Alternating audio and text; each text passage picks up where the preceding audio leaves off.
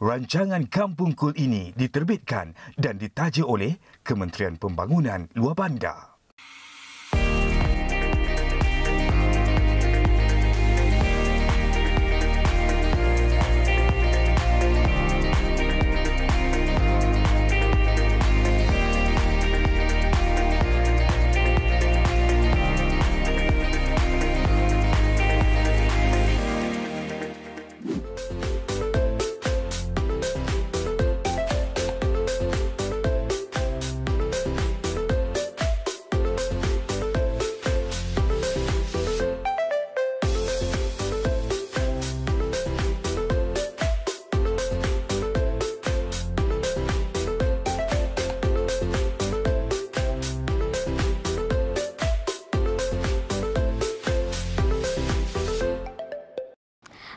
Salam bahagia semua, saya Asha akan bawa anda dalam rancangan Kampung Kul kali ini. Nak tahu ke mana? Jom ikut saya.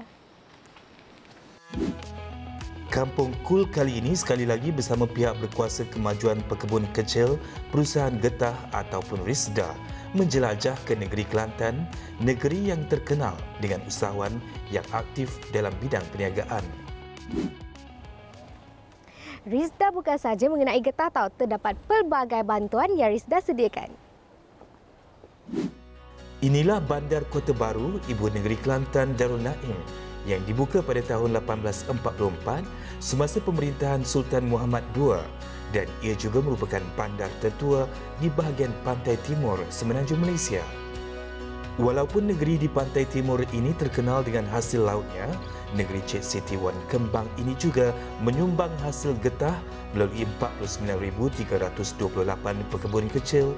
Justru rakyat tempatan dan RISDA memang tidak dapat dipisahkan. Ramai mengenali agensi RISDA sebagai sebuah agensi yang membantu pekebun getah. Tapi bukan itu sahaja. Kali ini, RISDA akan membawa penonton melihat bagaimana mereka memajukan pekebun kecil dari sudut usahawan. Sebelum ke lokasi seterusnya, kru Kampung Kul ingin menggunakan perkhidmatan Kelantan River Cruise untuk menikmati keindahan alam semula jadi di sepanjang Sungai Kelantan. Inilah masanya untuk merakamkan pemandangan alam semula jadi di sepanjang Sungai Kelantan. Sesekali kelihatan bot penduduk tempatan melintas di hadapan bot kami untuk keluar mencari rezeki. Ketika sedang menaiki bot, kelihatan sekumpulan anak muda asyik mengemudi jet ski di sepanjang sungai.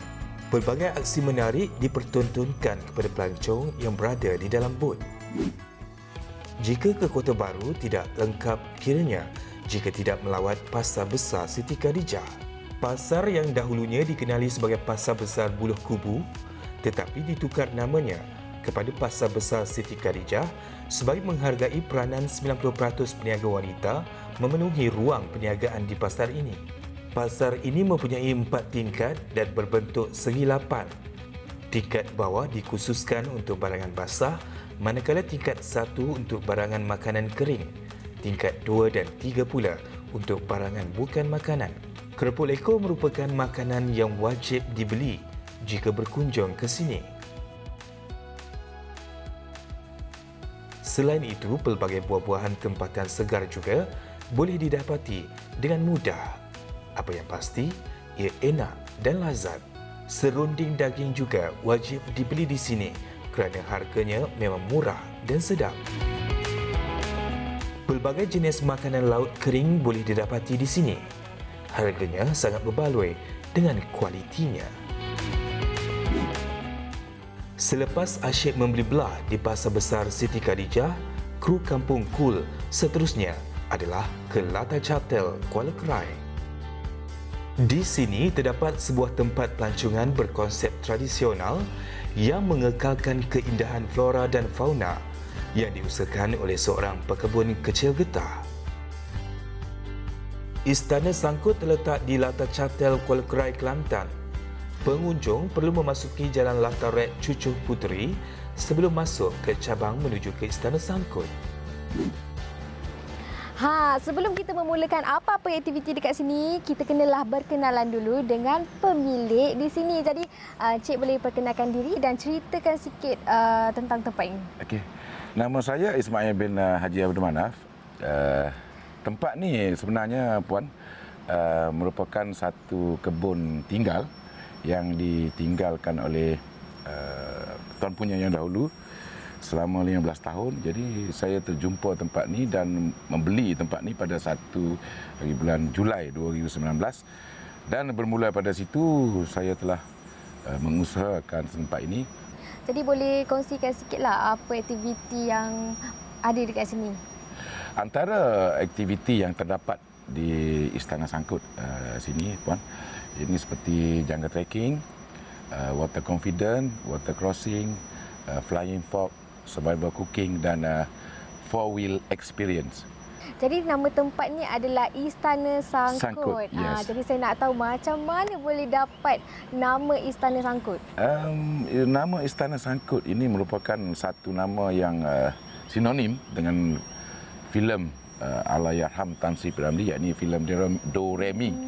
Yang mana kalau Puan perhatikan rumah asal di kebun ini, ianya sama ataupun seakan-akan sama dengan Istana Sangkut yang digelarkan dalam filem Do Re Mi tersebut. Jadi rentetan daripada itu saya padankan nama tersebut di sini. Okey, jadi kita dah dapat tahu tentang cerita dekat sini. Jadi kita nak buat aktiviti pula dekat sini. Sebelum kita buat aktiviti, kenalah kita pakai pakaian bersesuai kan? Pakaian sesuai. Okey, bolehkah saya buat aktiviti boleh, dekat sini? Boleh, silakan. Okey, tuan punya tanah pun dah green light. Jadi jom kita silakan buat aktiviti dekat sini. Silakan. Baik, jom. Lokasi Istana Sangkut juga berhampiran kawasan perkelahan Latar. Jadi, pengunjung yang datang ke sini boleh singgah di kedua-dua tempat. Kedua-duanya berada di laluan Sungai Red. Setibanya di sini, kru kampung Kul terkesima dengan keindahan alamnya. Deruan air sungai yang menenangkan membuatkan kaki melangkah ke sungai tanpa sedar. Kesejukan air sungai mengingatkan bahawa inilah warisan yang perlu dijaga. Selain bermandi-manda, pengunjung juga boleh meneroka kawasan sekitar dengan menggunakan ATV. Walaupun jentera ini kelihatan besar dan lasak, tetapi ia amat mudah dikendalikan walaupun untuk mereka yang baru pertama kali mencubanya. Saya merupakan bekas pesara jabatan kerajaan di salah sebuah jabatan kerajaan di Malaysia. Dan dalam masa yang sama juga saya merupakan salah seorang pekebun kecil yang mana saya mempunyai sebuah kebun kecil, kebun getah yang ditanam semula, di tempat di Kuala Kerang inilah dengan bantuan Risda. Jadi dalam masa yang sama bila saya jumpa tempat ini dan mula mengusahakannya sebagai sebuah tempat berdasarkan eco camp. Daripada situ keprihatinan Risda Kuala Krai telah menawarkan bantuan dari segi barangan, seperti contoh Risda Kuala Krai telah memberikan sebuah kanopi yang berkeluasan 2020, satu set unit PA system, satu set washing machine dan alat pengering, satu set kipas, satu set air ventilation dan berbagai-bagai barangan lagi. Dan saya bagi pihak peribadi saya mengucapkan banyak terima kasihlah kepada Risda, yang mana sebelum ni saya tak tahu pun bahawa Risda dalam masa yang sama membantu dengan cara lain. Dan daripada situ saya berharap sangatlah andainya satu masa, satu ketika nanti kita dapat membesarkan lagi tempat ini dengan kemudahan penginapan. Walaupun tidak secanggih mana pun, andainya diberi peluang penginapan berbentuk dom pun syukur alhamdulillah. Mana target kita boleh jual dengan cara murah. mungkin RM20 ataupun RM30 saja satu kepala untuk semalaman. Pun dah lebih pada mencukupi sebagai memenuhi permintaan daripada orang ramai yang hendak berkunjung dan menginap di sini. Sebagai dorongan ataupun inspirasi kepada rakan-rakan pekebun kecil, saya sarankan ataupun bagi cadangan supaya kita, kalau boleh, kita hendaklah memperbagaikan sumber pendapatan. Kalau kita nampak sekarang ni tuan-tuan, jabatan-jabatan kerajaan amat menggalakkan kita berusaha, cuba memajukan diri, memperbagaikan pendapatan, dan dalam masa yang sama, apabila membangunnya sesuatu tempat secara tak langsung, pembangunan ekonomi setempat itu akan turut naik, turut membangun bersama-sama dengan kita, insya-Allah.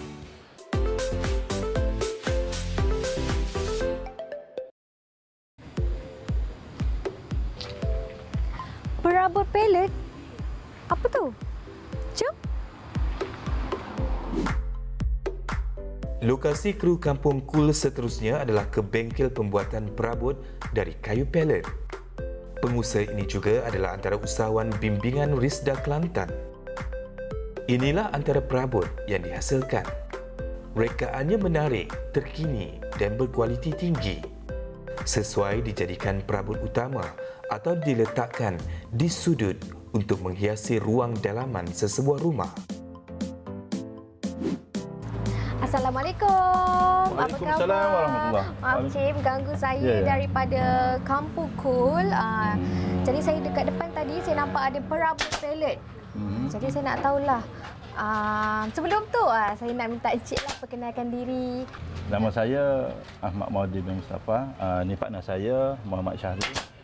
Umur kami berdua lebih kurang dalam 41 tahun.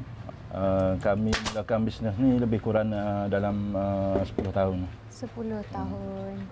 Boleh tak ceritakan proses nak buat kerusi ni? Okey, bermula daripada proses pembuatan kerusi ni, kita ada kayu pelet yang mula-mula yang belum diproses. Kita ada kayu pelet tu, daripada kayu pelet tu kita akan potong untuk mengikut saiz tempahan daripada pelanggan. Pelanggan mau tempah macam kerusi yang kita buat sekarang ni, kerusi daripada kayu pelet asal, kita ambil, kita potong untuk jadikan saiz untuk buat kerusi ni lah. Lepas tu dalam proses ni kita mengambil masa dalam 2 jam. Lebih kurang lah. Wow, ini adalah antara kerusi yang telah siap. Cantik kan? Tengok, cantik. Pengalaman membuat perabot ni datang daripada minat. Bermulanya daripada pertukangan membuat rumah. Jadi kami berdua bersepakat untuk membuat satu rancangan, membuat bisnes untuk kayu pelet, membuat kerusi, meja, perabot dan sebagainya lah. Kelebihan dia ni, kayu pelet ni dia macam plywood, tapi dia tahan bila kena air. Macam plywood ni dia tak tahan kena air sebab kayu dia tu dari segi kualiti. Kayu pelet ni kualiti dia memang baik lah.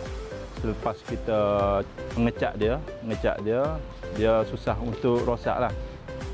Bantuan daripada pihak Risda tu, macam Risda menyediakan mesin-mesin yang kita perlukan untuk membuat perabot lah.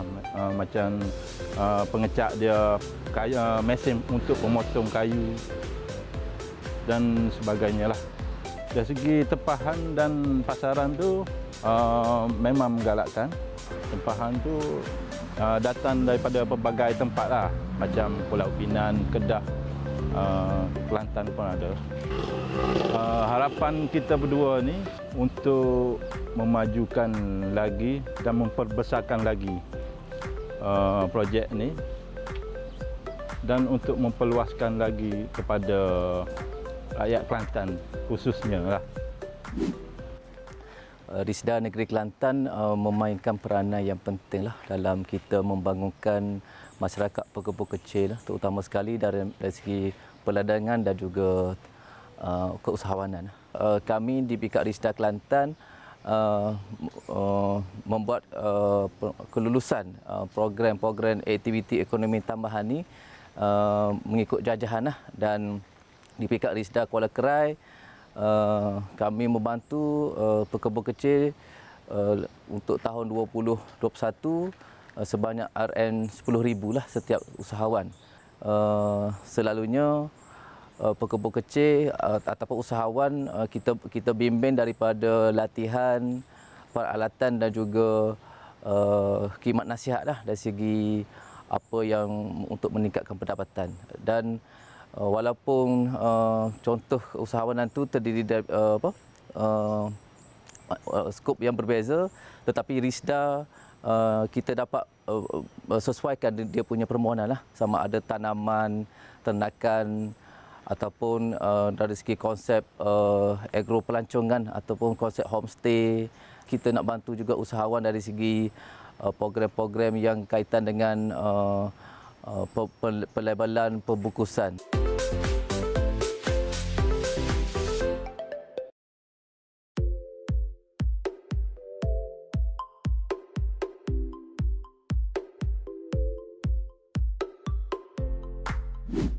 Hai, sekarang Asha berada di Kampung Dalam Huma, Pasir Putih, Kelantan. Jadi di sebelah Asha sekarang Encik Fazri, usahawan Risda dalam pembuatan parang. Betul? Ya, betul. Jadi Encik apa khabar? Alhamdulillah sihat. Okey, dekat sini saya nampak ada pelbagai parang dan ni tak ada sarung. Yang ni ada sarung, memang unik. Jadi boleh kongsikan sedikit tentang parang yang saya nampak dekat atas meja ni. Mengikut pada yang ada dekat depan ni, ni ada bilah saja. Bilah ini saja. adalah tempahan daripada customer saya lah. Dia hantar bilah, lepas tu dia nak suruh kita buat sarung lah, sarung satu set dengan hulu. Okey, saya dengar cerita lah kan, di sebalik parang ni, ukir-ukiran ni ada cerita di sebalik dia. Boleh ceritakan? Ukiran ini saya buat mengikut, kalau kita tengok di sini, ini bermotifkan flora lah. Flora. Bunga-bunga Melayu lah. Ukiran keris ni melambangkan kejatian Melayu. Saya nak tahu juga, keris ni ataupun parang, kayu dia adalah kayu yang sama ataupun kayu yang berbeza? Kayu berbeza-beza lah. Kayu eksotik, kita panggil kayu eksotik. Dia ada kayu kemuning, kayu penawar hitam, kayu ber, kayu sena, macam-macam lagi lah. Sebab hutan kita penuh dengan khazanah, khazanah alam yang kita teroka, dan inilah hasil-hasil dia. Okey, jadi dalam banyak ni saya tertarik dengan satu ni. Ini parang ke keris ke samurai ni? Ni orang Kelantan panggil pisau jam. Pisau jam. Boleh buka.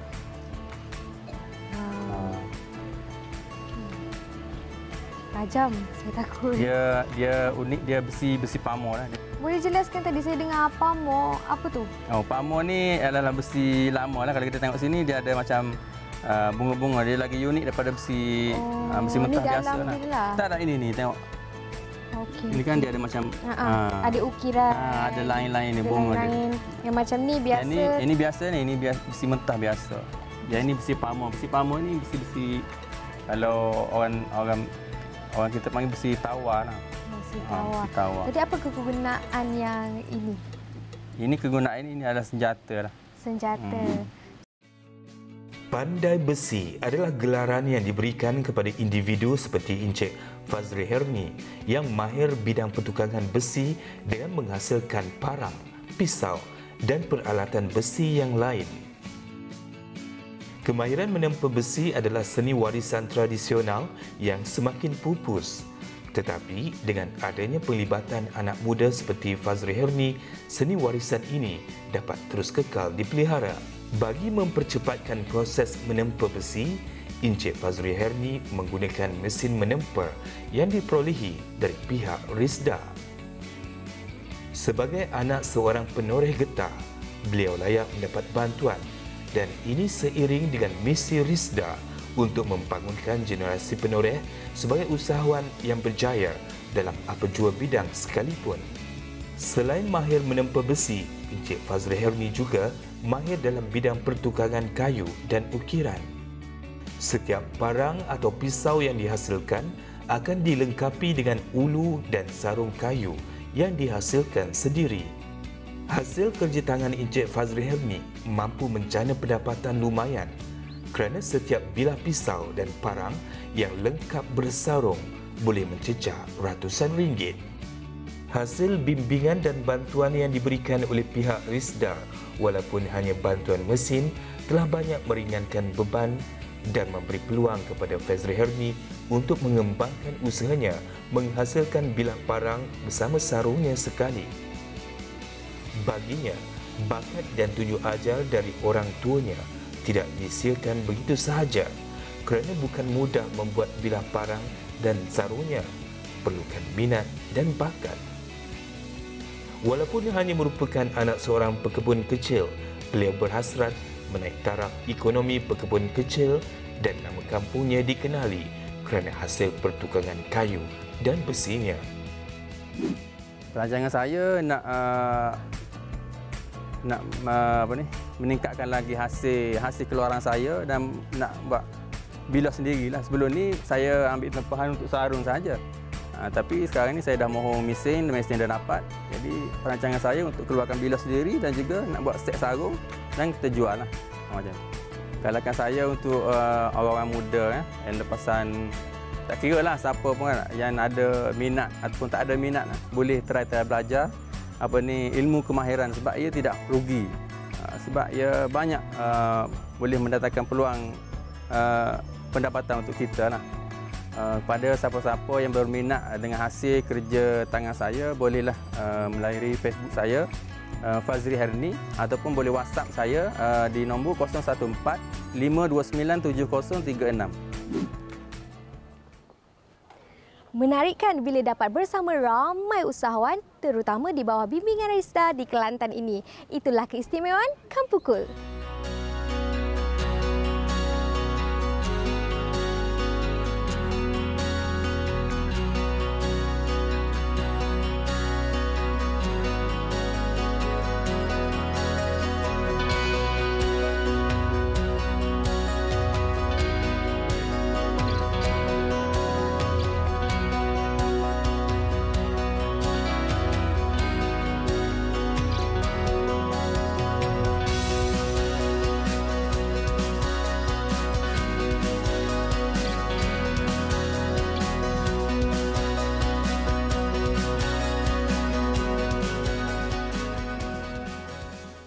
Rancangan Kampung Cool itu tadi diterbitkan dan ditaja oleh Kementerian Pembangunan Luar Bandar.